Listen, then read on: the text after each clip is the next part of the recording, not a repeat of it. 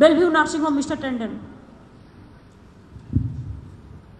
আপনাদেরও কিন্তু service deteriorate করছে এবং আমাদের সমস্ত আমাদের যত গভর্নমেন্ট থেকে শুরু করে এমপি এমএলএ থেকে শুরু করে অফিসার থেকে শুরু করে কয়েকটা হসপিটাল এমপ্যানেল করা আছে। যা বিল যেভাবে ট্রিটমেন্ট হচ্ছে আমরা কেউ স্যাটিসফাইড নই। রিগার্ডিং সার্ভিসেস আমি স্বীকার করছি কি আমার কিছু নার্সিং সার্ভিসেসটা কম হয়েছে।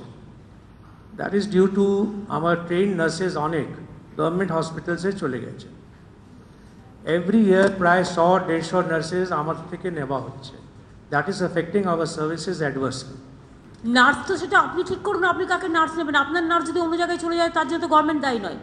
আপনি নিজে নার্সিং কলেজ করুন, নার্সদের ট্রেনিং দিয়ে নিয়ে নিন। হ্যাঁ, আমরা আপনি জমিন আমাদের দিয়েছেন, ওই জন্য আমরা কনস্ট্রাকশনটা আরম্ভ করছি 2 মাসের মধ্যে।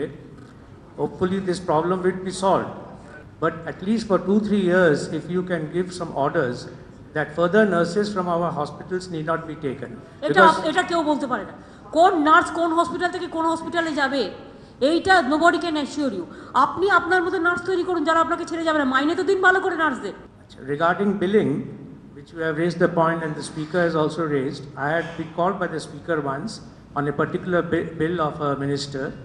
We had discussed across the table and we have sorted out the matter, and I think he was quite satisfied on this subject. একটা জিনিস আপনাদের সব হসপিটালকে আমি বলছি, মানে যারা করেন না সেই নার্সিংহোমগুলোকে, ধরুন একটা পেশেন্ট আইসিসিউতে আছে, নিয়ম হচ্ছে অন্য পেশেন্ট আসবার আগে সেটাকে ভালো করে ক্লিন করার। কিন্তু আজকে নার্সিংহোমে গেলে সবচেয়ে ভয় হয় ইনফেকশনের। কেন জানেন? সেগুলো ক্লিন করা হয় না। স্যাটাসাট একটা যেই চলে যাচ্ছে আরেকজনকে ঢুকিয়ে দিচ্ছে, সে বেচারা সুস্থ হয়ে গেল, মৃত হয়ে ফিরে চলে এলো।